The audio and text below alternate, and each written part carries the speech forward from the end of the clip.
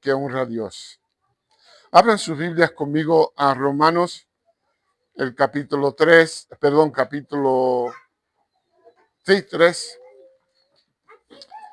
Estaremos mirando algunos versículos más en esta tarde. Para mí sigue siendo, esto es para mí el tope de mi ministerio. ¿Qué es el tope, hermano Aponte? ¿De qué estás hablando? De predicar la carta de Pablo a los romanos. Esto es para mí. Si Dios me lleva durante este libro o después de predicar, estamos bien. Porque este libro es fundamental en lo que es el Evangelio de nuestro Señor y Salvador Jesucristo. Romanos 3, iniciando desde la semana pasada, este va a ser la segunda parte de 3 partes. La primera parte, todos debajo del pecado. Segunda parte, todos debajo del pecado. Y tercera parte, todos debajo del pecado. Nos encontramos en el verso 5 hasta el verso 8 de capítulo 3 de Romanos. Dice la inefable, inspirada palabra del Señor así. Y si nuestra injusticia hace resaltar la justicia de Dios, ¿qué diremos? ¿Será injusto Dios que da castigo? Hablo como hombre. En ninguna manera. De otro modo, ¿cómo juzgará Dios al mundo? Pero si por mi mentira la verdad de Dios abundó para su gloria, porque aún soy juzgado. ¿Por qué aún soy juzgado como pecador? Y ¿por qué no decir, como se nos calumnia y como algunos cuya condenación es justa, afirman que nosotros decimos, hagamos males para que vengan bienes? Padre, te adoramos. En esta hora me cometo a tu divino propósito y a tu gracia, y que el Espíritu Santo tome dominio y control de mi alma, mi vida, mi mente, y que todo lo que se haga sea para gloria de tu nombre. Que yo pueda representarte en la predicación de tu palabra con fidelidad al contexto. Que el pueblo de Dios sea saciado, alimentado a través de la palabra. Gracias te damos, Señor, por tu bondad. Que los dichos de mi boca y la meditación de todos nuestros corazones sea de agrado ante ti. En el nombre de Jesús. Amén. Ya hemos venido dialogando acerca de lo que Pablo está haciendo en el capítulo 3. Él lo hizo en el capítulo 2. Y él está enseñando de una forma que se llama el diatriba. ¿Se recuerdan? El diatriba es una forma de comunicar en donde la persona que está haciendo, está hablando como si hubiera un oponente ficticio o imaginado, o yo creo en el caso de Pablo que él está hablando de su propia persona antes. Si ustedes recuerdan, Pablo era un judío celoso de la ley. Él era de la tribu de Benjamín. No había como alguien más adelantado que Pablo en celo por Israel y la ley de Dios. Y llegamos a este momento en donde él empieza a dirigirse en este diatriba con este oponente. Y el diatriba lo que hace es que hace las preguntas, pero además de ser las preguntas, son preguntas que el oponente haría contra de él. Pero él también tiene las respuestas. La semana pasada miramos a 2 de estas preguntas. si no me equivoco. Y hoy vamos a mirar al resto de ellas. Todos bajo pecado. Pablo continúa en el diatriba que empezó en el verso 1 del capítulo 3. Él establece 5 preguntas y ya hemos trabajado con la pregunta en el verso 1. ¿Qué ventaja tiene el judío? Y la segunda pregunta, pues ¿qué? Si algunos de ellos han sido incrédulos. Otra pregunta. Y en las respuestas de Pablo vienen con un énfasis muy fuerte que ya les ha dicho a ustedes. Es una negación fuerte en el griego que significa me genoito. Dios me libre. Que sea lo más lejos de mí. Él usa la Biblia española aquí, se usa el término de ninguna manera. Me genoito. Y es una frase que usa vez tras vez. Él está estableciendo y refutando las ideas de estos oponentes con sus preguntas que a veces pudieran malentender a Pablo pensando que él está en contra de los judíos cuando no lo está. Que él está en contra de la ley cuando él no lo está. ¿Qué nos trae? Esto nos trae a las 3 preguntas que restan. Acuerden, hermanos y hermanas, que Pablo continúa haciendo el uso del diatriba. Es aún posible que Pablo hace uso de sus propias experiencias siendo un judío entre judíos, celoso de la tribu de Benjamín, un hombre muy adiestrado en la ley judía.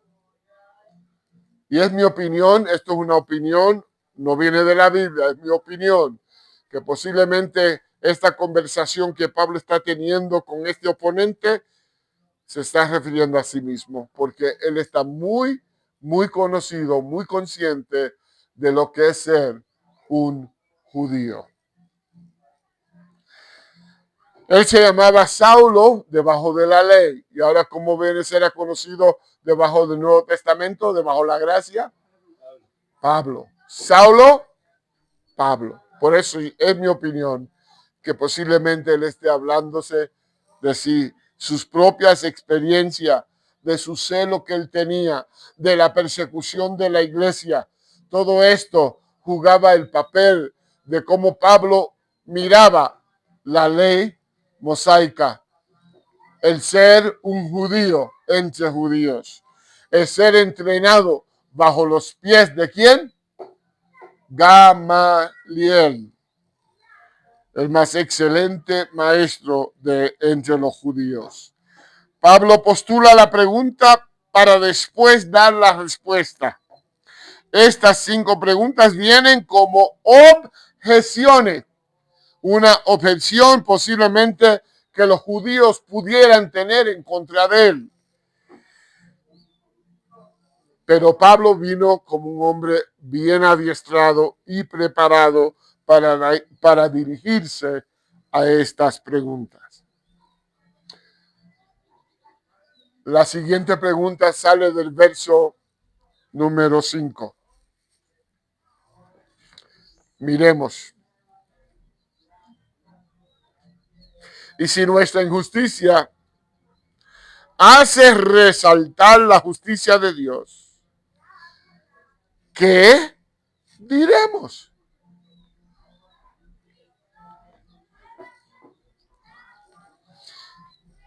En otras palabras,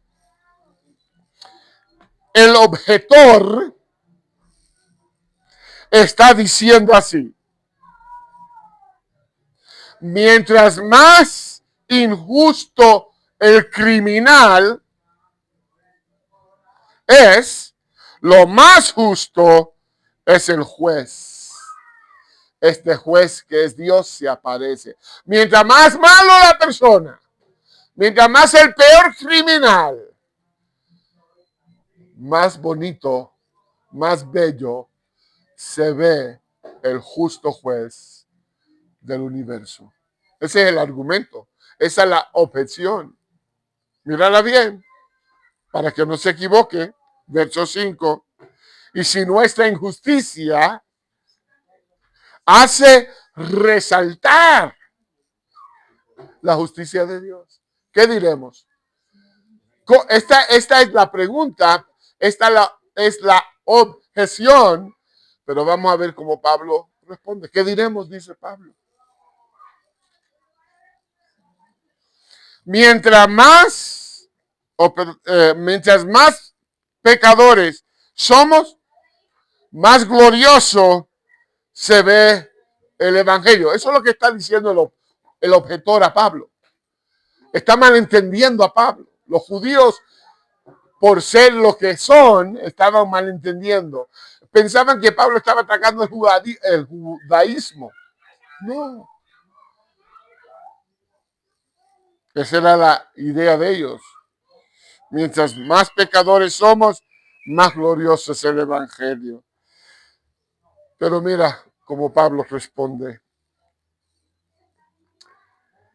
¿Qué diremos? ¿Será injusto Dios que da castigo? Hablo como hombre. Mira la respuesta, verso 6. Me genoito. De ninguna manera. Se puede traducir así, de ninguna manera. También se puede traducir, Dios me libre. También se puede traducir, sea esto lo más lejos de mí. ¿Yes? Me genoito. De ninguna manera. De otro modo, ¿cómo juzgará Dios al mundo? ¿Cómo es posible que Dios vaya a juzgar este mundo? Mientras que el pecador sigue siendo más peor y la gloria de Dios se destaca, se mira más bella todavía. Pero ¿cómo es esto posible? Esta objeción de algunos judíos, algunos, no todos. Así hay algunos que piensan de esta manera como estos judíos o estas objeciones. Es más, muchos malentienden el evangelio, malentienden a Pablo. Y él está corriendo el riesgo aquí en esta porción del capítulo 3 al ser malentendido por algunos de los oyentes. A Pablo a cada rato, cuando yo miro Romanos, en específico capítulo 6 y el verso 1, donde Pablo hace la pregunta, ¿permaneceremos en el pecado? ¿Para qué? ¿Para que la gracia crezca? ¿Cuál es la respuesta? Dios me libre. Sea esto lo más lejos de mí.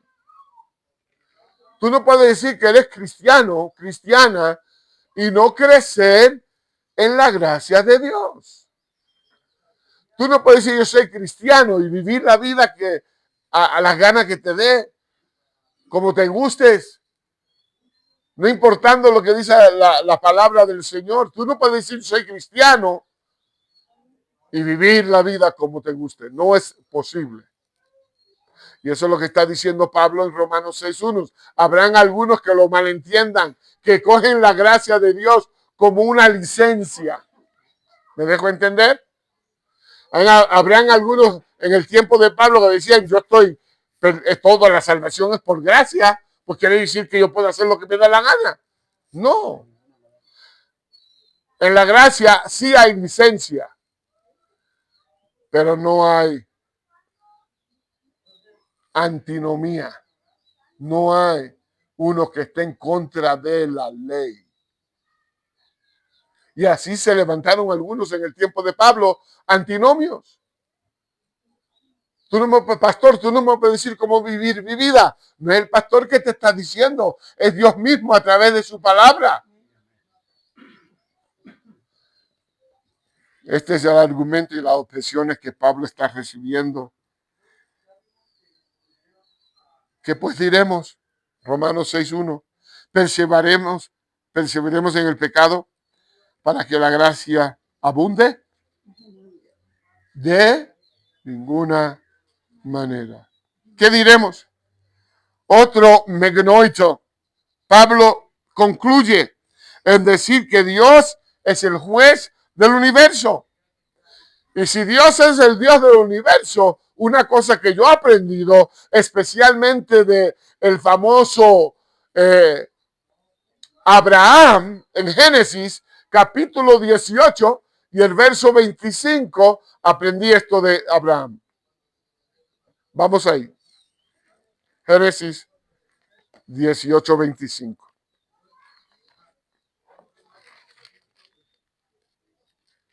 Esto es lo que yo he aprendido de nuestro padre de la fe, Abraham. En capítulo 18, si no me equivoco, y el verso 25 dice así. Pongan atención. Dejen su dedo en Romanos 3, pero vámonos a Génesis 18:25. Lejos de ti, aquí Abraham está hablando de Dios.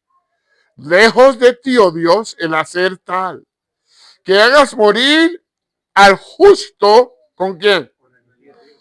O que sea el justo tratado como quién. Nunca tal hagas. ¿Pero por qué? Abraham concluye así.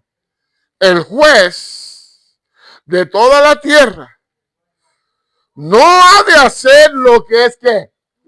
Ándale, este es el Dios del universo. Y cuando Él juzga, todo lo que Él juzga lo hace justamente, lo hace correctamente. El único que juzga perfectamente es Dios. Y eso es lo que está diciendo Abraham. ¿No hará el juez de toda la tierra lo que es correcto, lo que es justo, lo que es perfecto? Y la respuesta es obvia. ¿Cuál es la respuesta? Claro que sí.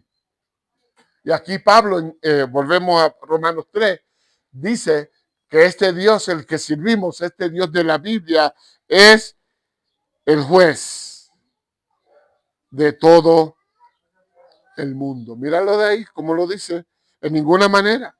De otro modo, ¿cómo juzgará Dios al mundo?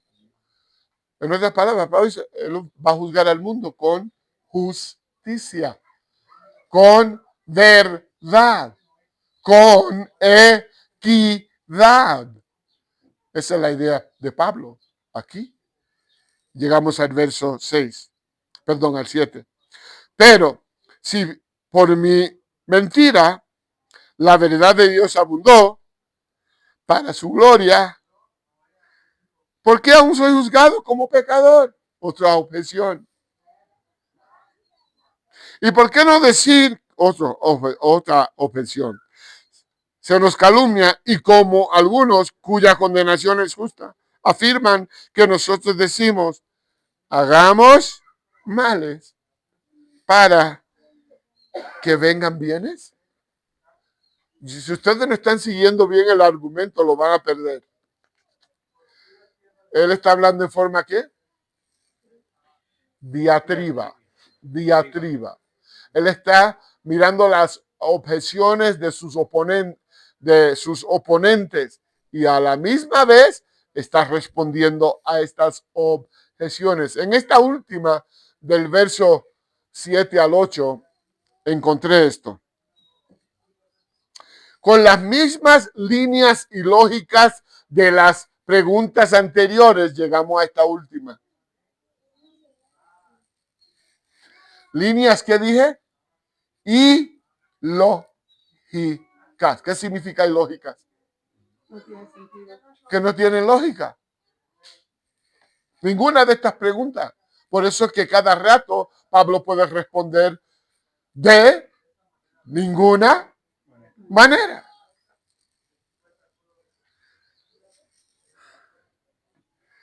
las demás preguntas, si la propensidad del pueblo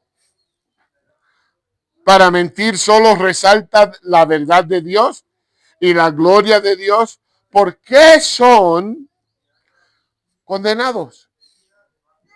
¿Por qué? Por algo que glorifica a Dios. En otras palabras, el argumento es algo así. Si mi mentira sirve para la gloria de Dios, resalta más la verdad de Dios, ¿por qué yo tengo que pagar como pecador? Esa es la pregunta. De otra forma. Esa es la objeción. Ese es el test, la prueba.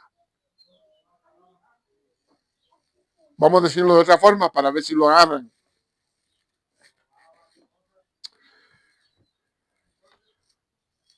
Pablo responde así, el último verso 8.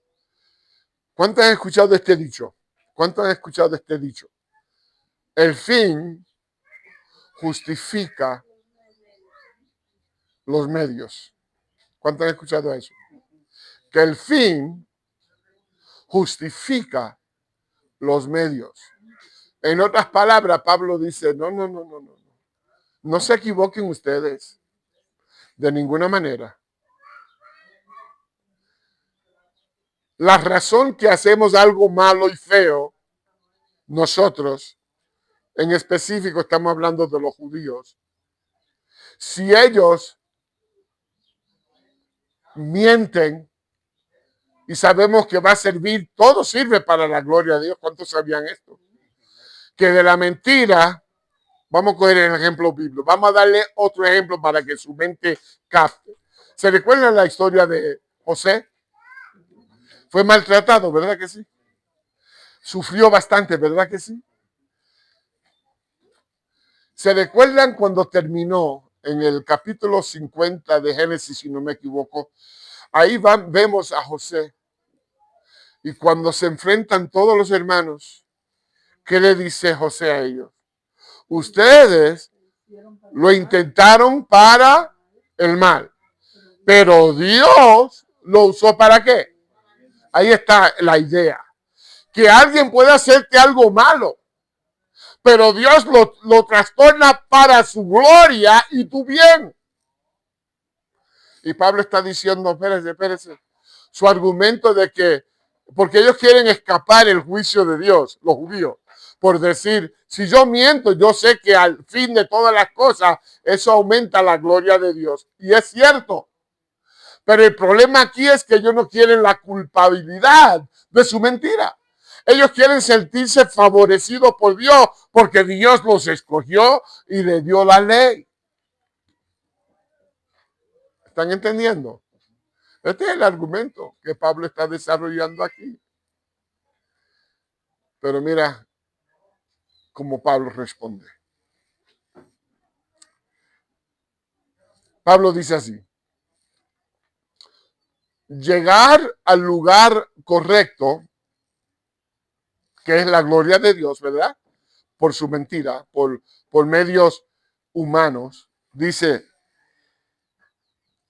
la gloria de Dios, en manera incorrecta. ¿Cuál es la manera incorrecta? La mentira. Nunca justifica.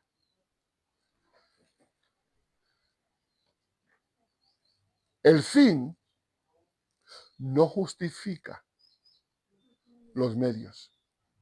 Y Pablo está diciendo, ok, ustedes están diciendo que la mentira, sí, y Pablo está de acuerdo, sí, Dios es glorificado aún a través de la mentira, pero, oiga, tú no estás exento del justo juicio de Dios. Ahí es que Pablo está abundando. Ustedes que Dios le entregó, lo escogió primero como su pueblo. Segundo, le entregó las leyes. Ustedes que son el pueblo escogido de Dios, que son favorecidos de Dios, que son bendecidos de Dios. Óigame bien, lo que Pablo está concluyendo aquí en el verso 8 es esto: que los judíos no están exentos de la ira de Dios. Que ambos, gentiles y judíos son culpables ante Dios. Que ambos, gentiles y judíos, están bajo, ándale, del pecado. Ese es el fin de todas las cosas. El que tú, judío, te quieras sentir orgulloso porque Dios te escogió, porque Él te dio las leyes, porque tienes promesa. El Mesías iba a venir a través de ti y que eres bendecido por Dios. No te exenta del juicio equitativo de Dios. En otras palabras, Dios no tiene favoritos. Y tanto el judío como el gentil está debajo del pecado. Y además de estar debajo del pecado, está también debajo de la ira justa del Dios del universo, del juez del universo. Y Pablo dice, no hagan excusas. Ese argumento que a pesar de tu mentira, Dios es exaltado y es cierto, pero aún así no te exenta. Tú no tienes favoritismo con Dios. Tú no puedes jugar con Dios. Y esa es la fuerza de estos argumentos de la diatriba de Pablo. No deja espacio de ninguna manera. No hay espacio. Tanto judío como todo ser humano está bajo del pecado. Y por ende, si estás debajo del pecado, estás debajo de la ira de Dios. Y no es una ira futura, como algunos piensan. Abra su Biblia rapidito conmigo a San Juan capítulo 3. Le voy a mostrar que es una ira corriente, una ira al momento.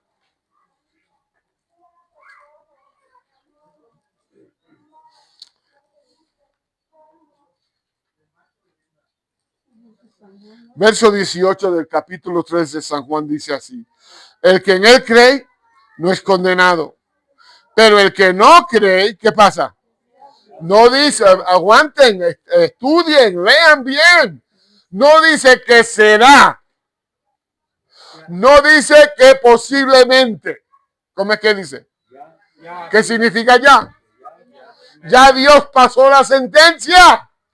Ya el justo juez ha dicho, están debajo de mi ira.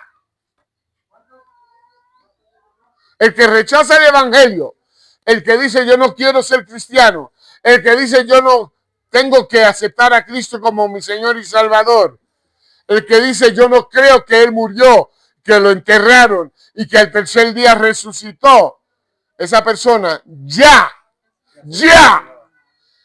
tiene la idea de inmediato. La sentencia proclamada. Ya está condenado. Seguimos. Ya ha sido, oye, ha sido, ¿en qué contexto está ese? Pasado, ya es algo, una declaración. Ya el juez cogió el martillo y selló. Terminó su juicio. Ya ha sido condenado.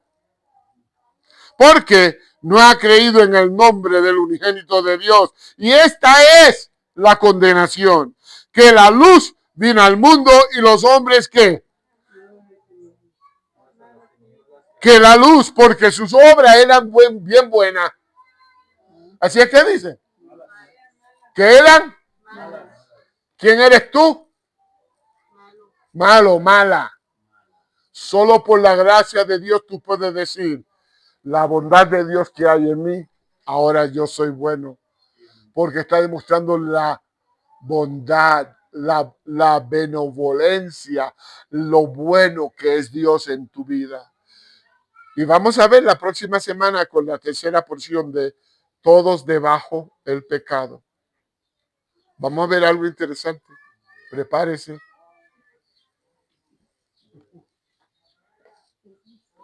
El verso 19, esta es la condenación, que la luz vino al mundo y los hombres amaron más las tinieblas que la luz, porque sus obras eran buenas. Porque todo aquel que hace lo malo aborrece la luz, no viene a la luz, para que sus obras no sean reprendidas. Mas el que practica la verdad viene a la luz, para que sean manifiestas sus obras, que son hechas de Dios, en Dios, por Dios. Pablo dice, ¿vamos a usar la mentira? ¿Vamos a llamar a Dios injusto? De ninguna manera. Todas estas objeciones, todos estos argumentos que le estaban tirando, él estaba respondiendo una detrás de la otra. No te equivoques. No te equivoques. El fin no justifica los medios. Vamos a tener que dar cuenta a Dios. Los judíos, la luz del evangelio vino a ellos. El Mesías prometido, las promesas vino, llegó, se cumplió. ¿En quién?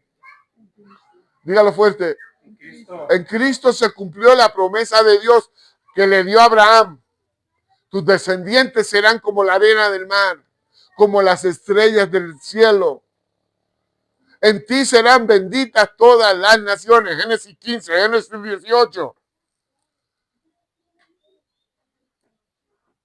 Cuando habló con Jacob, de ti también descenderá el hijo de promesa.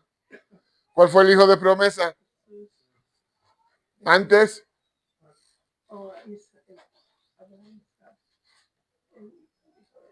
Isaac.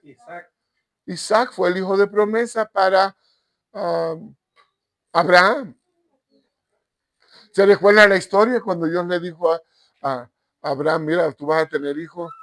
¿Y quién se estaba carcajada? ¿Quién estaba carcajada? ¿Ah? Sara, ¿por qué? Era muy grande de edad. Ya tenía 90 años, eso estaba, la factoría estaba seca y cerrada.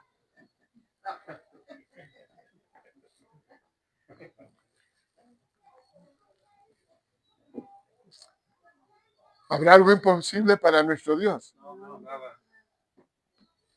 Yo no sé cuánto han tomado tiempo para pensar en eso, lo que Dios hizo con Sara. ¿Cuánto han tomado tiempo para pensarlo? Científicamente hablando. Me deja a mí boca abierta. Una vieja. No hay más periodo. Está seco el vientre. ¿Y quién es? ¿Cómo es posible que a esa edad tan avanzada? Yo recuerdo a mi mamá, creo que a los 40 y pico, dio a luz a la hermana más chica mía, a Migdalia. Esa mujer era una, ¿sabes? Esas campesinas fuertes, como, vamos a decir, como el alemán. ¿Cuántos años tiene el alemán? 8'4". Y todavía está en la finca, ¿verdad? Todos los días.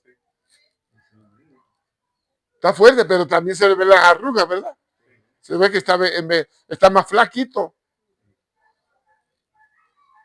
Yo me quedo pensando en cómo es posible que un vientre ya cerrado, una matriz. Yo me quedo pensando en la ADN, ¿sí? ADN de Sara y de Abraham. Ahora, el hombre sabemos que, mira, yo me quedo mirado de Julián, 81, 2, 83. Y tiene un muchachito de 16. Perdón, 18. 19 ya. Oye, ponte el que está poniendo viejo aquí, se está olvidando todo.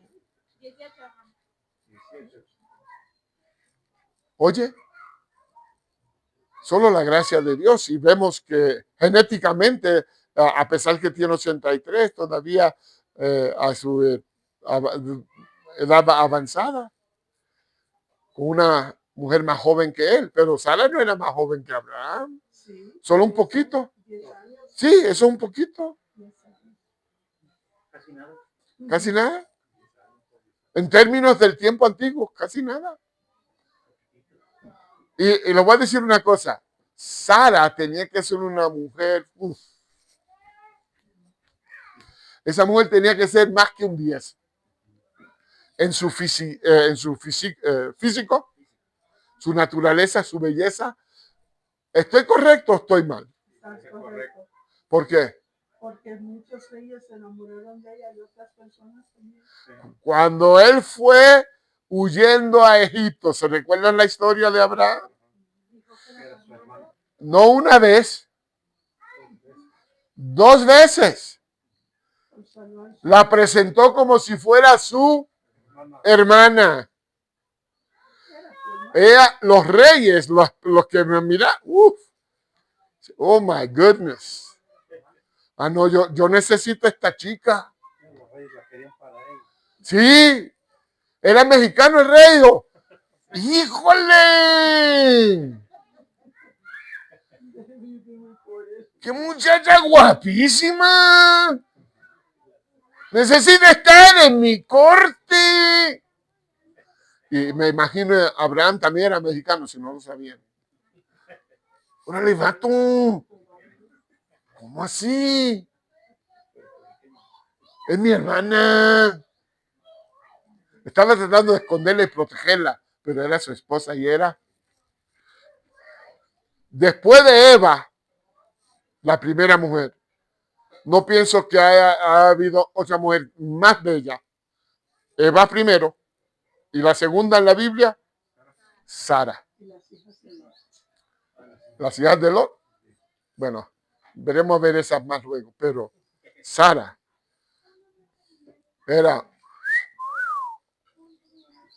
era más de un 10, porque trataron de quitarse a Abraham.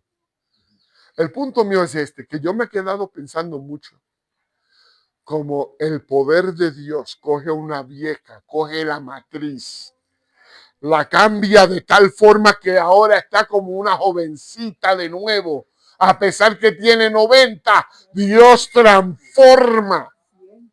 ¿Ah? 100, ya. A los 90 se rió, a los 100 la tuvo. ¿Sí? Y Abraham también. 110. Toda la tubería por dentro, nueva. ¿Ustedes no han pensado en esto? ¿Será ponte loco? Andaba correteando. Bueno, fue un milagro, fue un milagro. Claro que sí. Un milagro.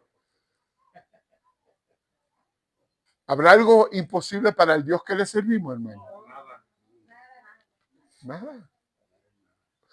Yo he tenido el privilegio de aconsejar mujeres, I hope I'm saying this right, que no son fértiles.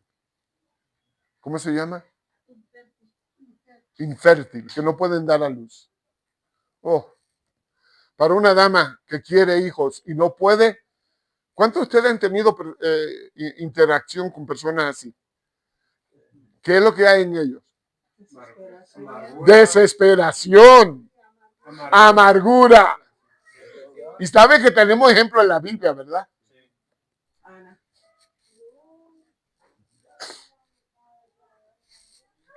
Es natural que cada dama. Ustedes dirán que yo me fui del tema, no me he ido del tema todavía. Estamos hablando del Dios del pueblo de Israel y cómo Él es justo juez con ellos, tanto como los gentiles, y todos estamos debajo del pecado. El pecado causó que Sara, su cuerpo, todos envejecemos. Mire, yo estoy en el gimnasio ahora tratando de levantar los músculos fuertes porque mientras más viejos nos ponemos, masa de músculos, perdemos la masa. ¿Cuántos entienden lo que estoy diciendo? Aquí solamente creo que Rubén nos entendemos. David Tocayo, no sé, todavía ha llegado a ese nivel. Mario, ¿entiendes? Hay menos fuerza. No podemos hacer lo que hacía. Yo no puedo hacer lo que hacía cuando tenía 30. Pero tengo que mantenerme, tengo que cuidarme. El punto es este. Dios, como soberano que Él es y como el que nos hizo. Él nos hizo. Cogió el vientre de Sara. Qué glorioso es nuestro Dios. Y usó la semilla de Abraham después de tener 100 años. ¿Quién vino por el camino? Isaac. El hijo de... La promesa. ¿Ustedes entienden cómo los judíos se sentirían? Se le dio la ley. Fueron escogidos de entre todas las naciones del mundo. Ellos pensarían que Dios, porque le dio todos estos privilegios, no puede castigarlo fuerte. Esa es la conclusión de Pablo aquí en Romanos 3. Y Pablo dice, no importa si eres judío y no importa si eres gentil. Todos estamos debajo del pecado. Y lo vamos a ver más claro la próxima semana porque ahí me voy a destacar con más detalles. Pero ni judío tiene privilegio, ni el gentil tiene privilegio. Todos estamos en el mismo bote. Eso es lo que está diciendo Pablo a ambos. Todos estamos debajo del pecado. Solo hay un camino. Solo hay un camino. Hay esperanza para el que no conoce a Cristo. Hay esperanza para el judío que estaba desesperado. Y esa única esperanza, Pablo está explicando, se encuentra en nada más y nadie menos que la persona de Cristo Jesús. Por cierto, que el judío, tan privilegiado que fue, que según San Juan capítulo 1 y el verso 12 dice, el verso 11, a los suyos vino. Los suyos no la recibieron. El mismo judío, hasta el día de hoy. Hermanos, ¿cuántos aquí siguen orando por el pueblo de Israel? En sus oraciones. ¿No? ¿Se han olvidado que lo están atacando de todas partes? ¿Se han olvidado que todavía siguen siendo el pueblo de Dios? ¿Se han olvidado que de ellos son las promesas? ¿Se han olvidado que tú eres cristiano solo por la misericordia de Dios que nos inertó en el árbol? Y que Dios va a bregar con Israel en la gran tribulación. Sigan orando por ellos, hermano. Dios bendice a los que los bendicen. Y maldice. No se olviden de Israel en sus oraciones. Ese sigue siendo el pueblo de Dios. A pesar que es un pueblo apóstata. Al momento son apóstatas. No quieren reconocer a Cristo como el Mesías. A pesar que hay muchos. Miren, hermano. Mírame, yo hemos ido varias veces. Yo he ido como 2 o 3 veces a Israel. Un lugar muy, muy precioso, muy bello. Y yo defiendo a los israelitas porque hay muchos cristianos celosos y empiezan a atacar al judío. Cuidado. Siguen siendo el pueblo de Dios. Y todavía Dios no ha terminado con el pueblo de Israel, como vamos a ver cuando lleguemos a Romanos 9 hasta el 11. Oren por Israel y su seguridad. Eso es lo que estaba haciendo yo anoche en mi oración de clausura del día con Miriam, cama. Levanté mi voz en pos de Israel con tantos enemigos alrededor. Ellos siguen siendo el pueblo de Dios. Pero no quiero que olviden que a la misma vez son un pueblo apóstata. Pero tienes que seguir orando por Israel. Es el pueblo de Dios. Así como la iglesia es de Cristo. Israel sigue siendo el pueblo de Dios. Pero no quiero que se vayan sin entender que tanto como el judío y el gentil, todos estamos bajo del pecado. Y necesitamos arrepentimiento y creer en Cristo Jesús. No hay otra forma, no hay otra manera.